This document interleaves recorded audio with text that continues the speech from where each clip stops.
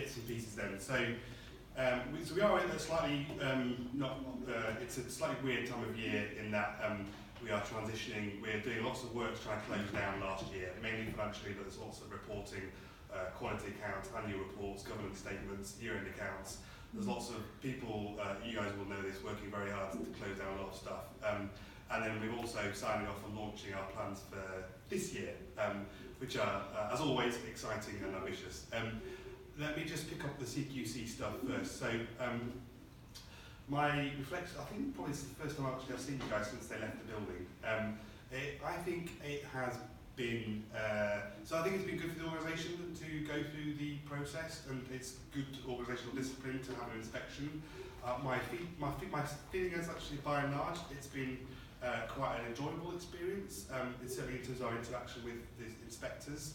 There's been a good atmosphere, some healthy challenge. It hasn't always been like that, so I think actually most of the staff I've spoken to have found it generally to be quite a positive experience. We will, just to remind you, they did 6 days of on-site inspections, they did 4 days of on-site interviews with a variety of people. I think the total information request tally was somewhere north of 450 items, which actually you lovely people in HR will have done quite a lot of. So my thank you for that. It is quite a paralysing experience to go through in terms of it grinds a lot of other stuff to a halt. So it kind of is what it is really in terms of that regard. In terms of, I get verbal feedback at the end of each stage that might or might not be represented in the final written report, because there's lots of detail in a written report, of which you'll have seen previous reports. They're long and they've got lots of stuff in them, and I get about a 15-minute debrief with the CQC where they are very clear to say this is just our kind of high-level findings really. We have there were a couple of issues that came to our attention. Mainly they're sort of quite small stuff. There were 2 particular issues around. They didn't quite like the way that we completed our checklist in theatres on the WHO checklist, so they raised that with us as a potential issue. And there clearly is, there were issues and are issues in terms of our ability to be able to staff our community inpatient areas. That's predominantly Amersham, exclusively Amersham and Buckingham. And I think, to be fair to those areas, they sort of bear the brunt really at the tail end of the global nursing and therapist workforce shortage that we have. I think it manifests it in those areas more than it does others, because traditionally they've been the more problematic areas to recruit to, sometimes through the type of work that happens there. In Buckingham's case, the geographical location is challenging. But I sort of would group the main bits of feedback were, if I group them into 3, so overwhelmingly they were happy with our governance processes, so that we could demonstrate as an organisation that we obviously know we've got risk, but we knew we had risk, so they didn't uncover stuff really that we didn't already know about. We may not have the completed plan to deal with it yet, but we kind of know it's there, and we are trying to tackle it.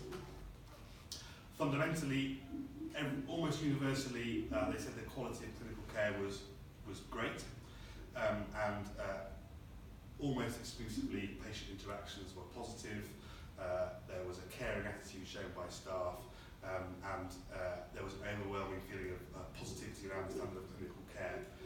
And then the final bit, they said that culturally this organisation feels like a good place for the staff to come and work, and the staff fed that directly back to the inspectors, and it's triangulated into something that I'll show you in a second as well. And I saved that for last on purpose really, because for me that is the thing that drives all the other good stuff really. And I have to say, people actively sought out inspectors. They wanted to go and speak to them. They wanted to engage in conversation and tell them about the organisation. And a couple of the inspection managers have been with us since 2013, so they were here for KEO. They've done the one in 2014, they've done the one in 16, and they've done the one in 19. And so they can see the journey, which is helpful for us, and they were able to reflect that. So there's nothing that I can really share beyond that, because quite frankly there's nothing I know beyond that. Shall I sort of pause there and take any questions or comments? like it? Are you sort of, have you got a feeling? No, Okay. I will not be committed to Okay, anything. fine. Okay. It's not being typed down. Okay, shall I carry on? Yeah. Well, So we, some of these actually the slides so as part of CQC inspection I presented to the CQC with the board, and some of these are the slides that I presented to them when I was trying to summarise what we were kind of proud of that we'd achieved in the last year, what our challenges were in the last year, and what we were going to try and do about them going forward. So this is a bit of two parts. I'm going to do a bit of what I think has happened over the last year, good and bad, and then I'm going to do a bit of what we're planning to do going forward. So I purposely put people first. I think when you look at some of the staff survey results, some of you will. Have we widely published the final results for you in terms of? Yeah, I mean the divisions of the business partners have been sharing all of that information, and Julie and I are going to start work on a year-long campaign taking each of the themes and run that across the next 10 or 12 months. So we want to mainstream it, we want it to sort of like, you know, raise the profile, but yeah, it has been shared. It's on the intranet. So by and large, so things that we shared that we were proud of. So one we've done, the left-hand side is on that presentation is around. We've tried really hard to protect the leadership stuff. Come forward to the front, Rick. Come on forward. Don't hide. Come on forward. The leadership program that we've been running, I think, is now we've put well over 200 people through that program. We're now doing that in partnership with other organisations, so they're starting to come and part of that program. And I think that's a really core tenet of us that A, we're proud of, and B, that we want to protect. And actually, coming back to my previous comments about the CQC, that came through loud and clear in the feedback that staff gave to them. So there is absolutely something to shout about and be proud of on there, and some of the engagement scores that we've seen throughout as we try and be more visible in the organisation and try and connect the organisation a bit more. The numbers don't lie really. More or less all areas that the guys who run the surveys came and fed back to us, we showed positive trends for. We used to be, I'm on a 5-year programme, we used to be below average, we kind of got to average, and now we're creeping above average in most areas. I will try and, if you see the NIA scatter graph of kind of where all the trusts are in the country, there is, you know, in terms of a ranking of trusts that are high performing and also improving, we score in the top quarter of the country in that allocation. So, and that is really important, I said, for all those quality improvements I was talking about at the start. There is, I think also we are trying to also get better at dealing with people when people have got concerns. I think Tracy's doing a fantastic job in kind of coordinating that, but it has to now become an organisational approach that we tackle behaviours and how, but particularly frontline managers and leaders interact with staff, and we're always exhibiting the values and behaviours that we want to do.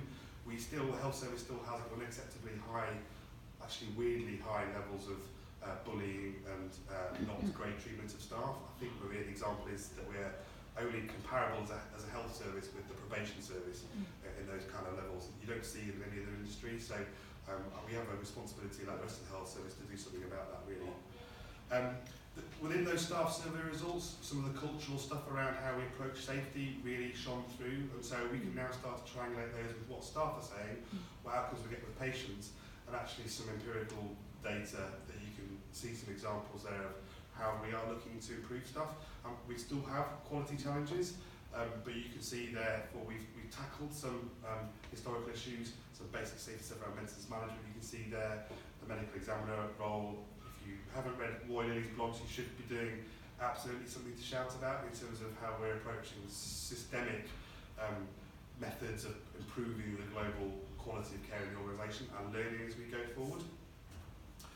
I think so we get measured, I guess, by how patients can access our service, and it is one of the key problems that we have in terms of being able to keep pace with the demand that's coming through the door, which I'll show you quite a graphic example of in a second.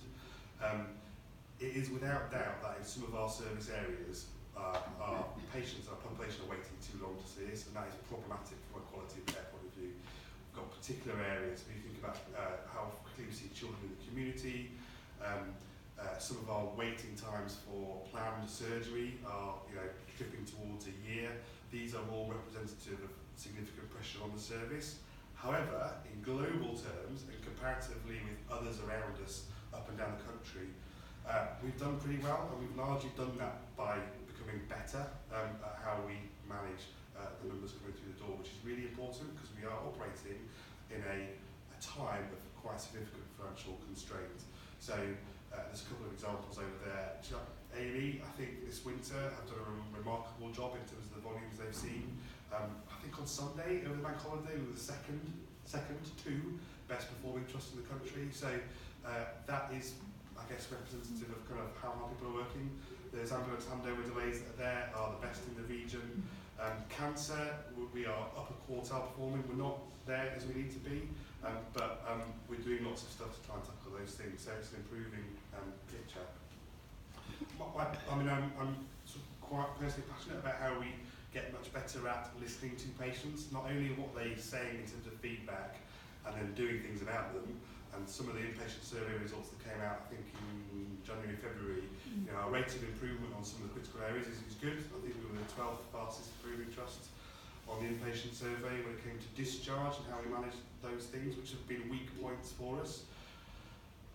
I'll come on to the future challenge, but what we're starting to see here, I think, is where we're starting to involve patients in not only feeding back to us, but actually doing something about it with us, because that's where we get real significant change. So they need to co-design care models with us to allow us to make those improvements, because however good we think we are at changing services, we will do it better if we involve patients. The evidence for that is completely empirical.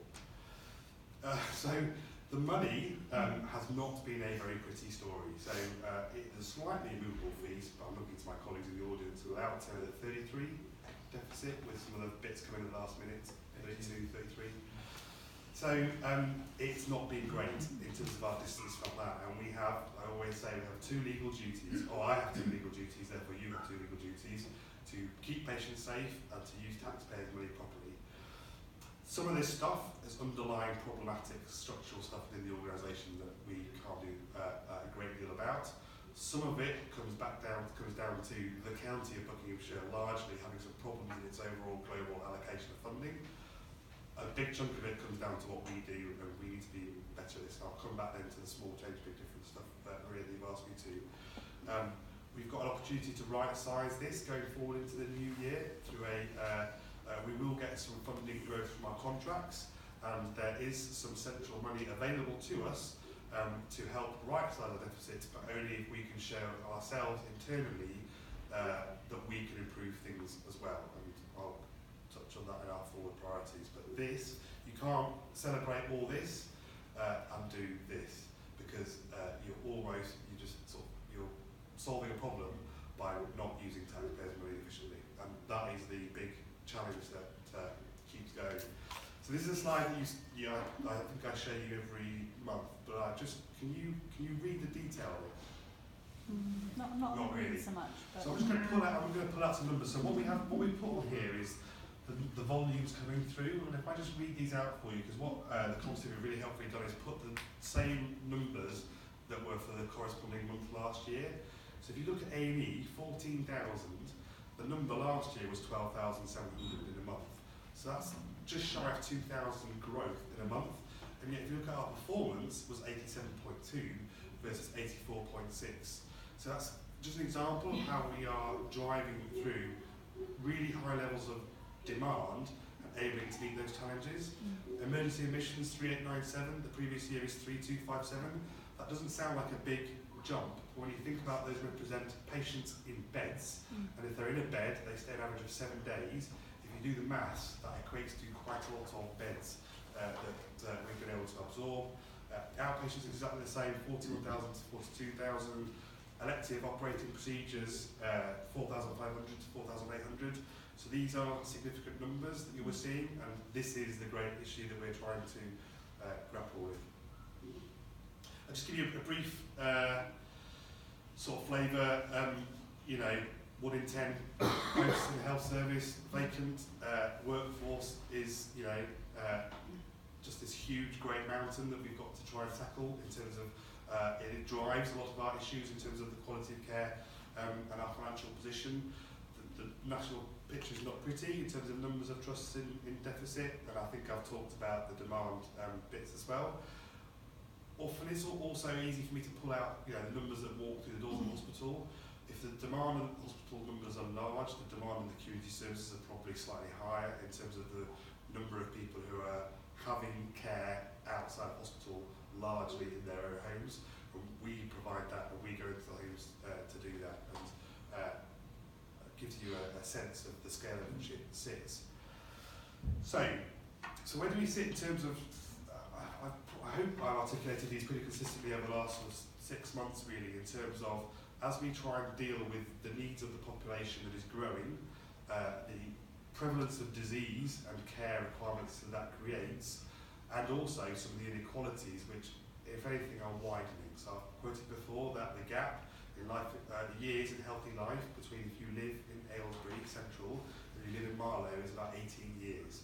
As a healthy, wealthy county like Buckinghamshire is, we need to be doing something about that, and we need to be tackling those health inequalities. The ageing, growing population numbers are really scary. So I was with the council last night, and they were showing me some of their, because they hold all the data around the population changes. So if you just, our population, so the number of people living in the county over the age of 65 between 2016 to 2030, which is not that far away if you think about it, we're about to go into a new decade, they will increase by 33% over that time. The number of people that over 85 will increase by 62%. So those are quite scary numbers for us to think about. But also the problem we have is that the county is a net exporter of working people. So the number of people who we want to come in and work to provide that care and to pay taxes for people to fund the care for those people, both adult social care and the health service. So we're having reduced numbers of working age people and increasing numbers of older people, and we're going to have to deal with that, and you can see the consequences of that. In addition, we are going to have to work out a way how we generate significant amounts of money to fund the digital changes that we will require to allow us to meet those needs. So we're putting a lot of money into IT over the course of the next year. It is probably only the tip of what's required to really transform. The technology is moving at a pace faster than we can fund to keep it going. So everything that we do to make this organisation more efficient and to use our money wisely is going to have to go back into investment for our buildings and for technology. And that's the circle that we're trying to square. Also, the context around workforce planning, we don't expect those to be magically fixed by universities and workforce planning in the next 2 or 3 years. And this county has some quite large infrastructure things happening. As some of you, as local residents, will have already noticed starting to happen. So the big railway line, the big dual carriageway, and the load of new houses will actually quite significantly change how the county looks and how people travel around and flow around the county. So we're very clear that we can only do that as part of a system, and it is without doubt that we are looking to integrate much more with our partners. So this has not yet been officially announced, but we've just appointed our first board director post, so the director of finance, who will also become a joint director of finance with our CCG. So that post will have oversight of all the financial resources in the county, which is a really big important step for us as we start to move from this moving money and moving deficits around. We can look at the global sum. We are, I think, particularly looking at work with primary care. So primary care, your GP services and our community services around this, at this moment, going through quite a significant, hopefully you haven't noticed, but they're going through quite a significant shake-up. So they're being clustered into what are called primary care networks. So standalone GP practices are being moved into groupings. They'll still be your local GP practice, but they're forming networks with their surrounding practices of population sizes of about 50,000. So usually about 5 or 6 practices. With the aim, they will then start to do things collaboratively to share their resource. So how you access same-day GP appointments. Instead of everybody trying to get into their own practice, they'll be able to share that load and to make that more available. how they then integrate with our community services. We'll be able to work with them to design the care needs for their population. And you can imagine that the care needs for the population, for example, of Central Wickham are quite different to the care needs of Chalfont, North Buckinghamshire, North Buckingham, all that kind of stuff. So we tend to have a one-size-fits-all approach to how we allocate resources and how we share where staff go, where buildings go, where stuff happens. Actually, that doesn't match where the different prevalence of disease and need are, so we need to be a bit smarter about how we manage that. And so we took the board at the end of March through, it looks like a lot of objectives going forward, but it's only three, honestly, it's only three objectives. The three things that we said we wanted to be held accountable to the board to deliver this year that we felt were really important. So one, that we continue to improve our culture, because we view the culture of the organisation and the staff and how we work with each other and our patients and our stakeholders is critically important. Two, that we continue to drive fixing the workforce challenges that are in front of us, particularly, if I'm being frank, around nursing and therapy services, because they are the biggest number by volume. But all across our workforce, we need to understand how we do things differently and how we start to tackle some of the variation that happens in the hospital, but also outside in the community. So if we don't tackle inequalities in the community, these drive demands for our community hospital services in the future. So if you haven't got a diabetes service, for example, that works to help sort diabetes in the areas where it's prevalent, we'll just continue to create an overwhelming demand for our services. The stuff that we're doing as part of these bits, I won't go through them all, I'll pick out a couple of them. So if I pick the far three on the top one, the culture, I think there is the improving bit. There will be a significant amount of communications around what our quality improvement approach for this year is going to be, led by David and Carolyn. It is absolutely clear that no matter what we do clinically or in the corporate divisions as well, we need to be thinking about what our continuous improvement approach is. We've got some fantastic examples of where that's happened, but we need to be able to give people the time in the organisation to do that themselves and not have it done centrally as a management function by people like me or some of you, but actually by frontline clinical staff, because they are the people who understand how things change. The enabling stuff, we have to get better as an organisation at how we make decisions, how we get things done, and how we cut through some of the red tape that exists, that I know frustrates sometimes. And then I'll pick up, it's absolutely important that we have much more clinical oversight of what we're doing with our money. And that was one of the key issues that we were inspected, I think, by NHS Improvement in about September time, that they flagged that the clinical involvement was not sufficiently strong enough to be able to tell us how to drive financial improvement. Hence why small change, big difference comes in, Maria, about creating the environment where clinicians can easily tell us about a problem because they see them and then we can rapidly fix them. So sometimes they tell us the problem and we're not very good at the rapid fixing thing. So we need to create a structure where we can do that. I think I've talked about alluded to all the other stuff that's on there, but I'm particularly focusing on the estates strategy bit in terms of what we're doing with our buildings will be a theme for this year, and people will have already started to see some of the improvements that are coming in. It was delightful to go around Stoke the other day and see the e-observations systems in practice. If you are non-clinical, I really encourage you to go and see it in practice, because you will see how it is immediately making us a much safer organisation, and also the staff are more efficient in being able to go to the sickest patients quicker and understand what happens. So, oops, done.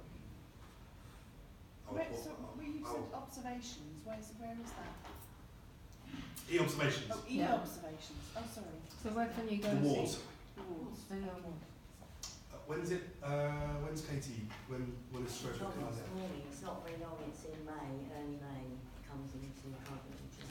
So if you go to one of the acute wards, not maternity, if you go, or not peds, if you go to one of the acute wards, and go and stand out to them and ask the nurses to show you the observation system, you'll be able to see what it looks like in terms of everything that we used to do on paper is now electronically. So literally, one could walk into an office, log on a computer, and immediately see where the sickest patients are in the hospital. Previously, that was taking about probably 4 days to do, and we still wouldn't work right because we've changed. So they make big change. E-prescribing is coming in, I think, in middle of the year. So all prescriptions will be on. I think nationally, don't quote me, this is a guess, I think about 40 to 50% of prescriptions and TTOs we write are incorrect. So an e-prescribing system is immediately going to change the safety of medicines, and also we're going to be able to, handwriting, isn't it? yeah, we're also going to be able to link through with primary care to make sure actually we've got one consistent, you've got communication that your medication that you leave the hospital with is not a piece of paper and a packet of pills that you take to the GP. Actually, the GP has got something that says you will prescribe this or this and give you a continuation plan for how that follows through. So you can sort of start to see Do you know how long will that have, what sort of an impact that will have on the discharge then? Because I know from the inpatient survey that was something that came out of that in terms of the delay to discharge and it being sort of focused around pharmacy, which, you know, seems a bit... Should make it much better, should make it, you know, intuitively, because you can start, when you write a, you're going to have to help me out here, Jay, but when you writing drugs to take out of hospital, you do, I think most maybe try to do all in one go as soon as the discharge is happening. With e-prescribing, you can start to plan them through the system, so they're really quicker, I think. Yeah, you should just be able to electronically highlight the ones you want to go as a TTO rather than having to write a whole separate. That's brilliant. I should make pharmacy dispensing therefore easier because they've got, they can see the plan coming down rather than waiting for someone to, you know. It's just like a food order. Just like Amazon. It's like we're going to be the Amazon of healthcare. Not quite Amazon tomorrow. I've got the number downstairs, go and collect. Can I just ask about estates? Can you hear the questions in Amazon? No. I'll repeat it. So, can I just ask about the estate strategies? Does that include looking at some of the buildings that we have that we don't utilise and selling them? Yep. Okay. So the question was estate strategy. What will that do? Will it look to, I'm afraid, sell buildings or? So it is our private. So we yes. So we've got to modernise a significant part of our estate. So we've got some very old buildings that are very expensive to maintain, that actually are unaffordable to maintain, and they break quite a lot. You only have to go to somewhere like Chalfont, or these are old buildings, and boilers break, roofs fall off. Try the old school of nursing. The old school of nursing, etc.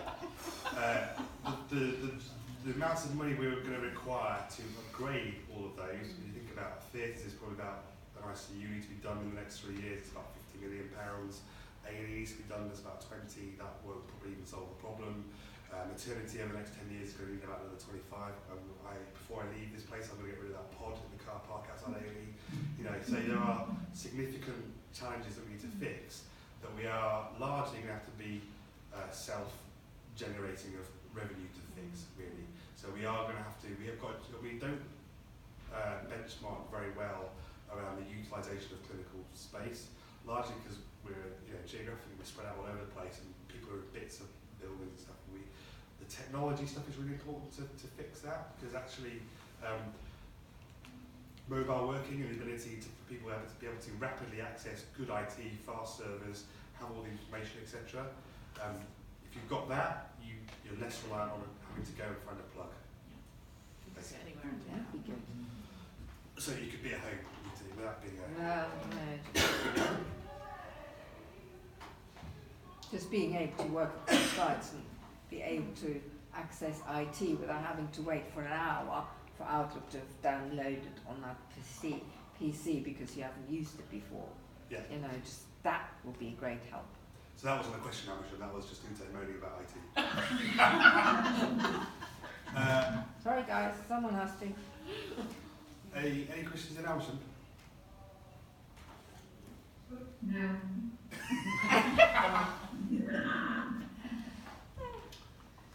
Good. Nice to see you all. Have a nice weekend. Thank you. Thank you.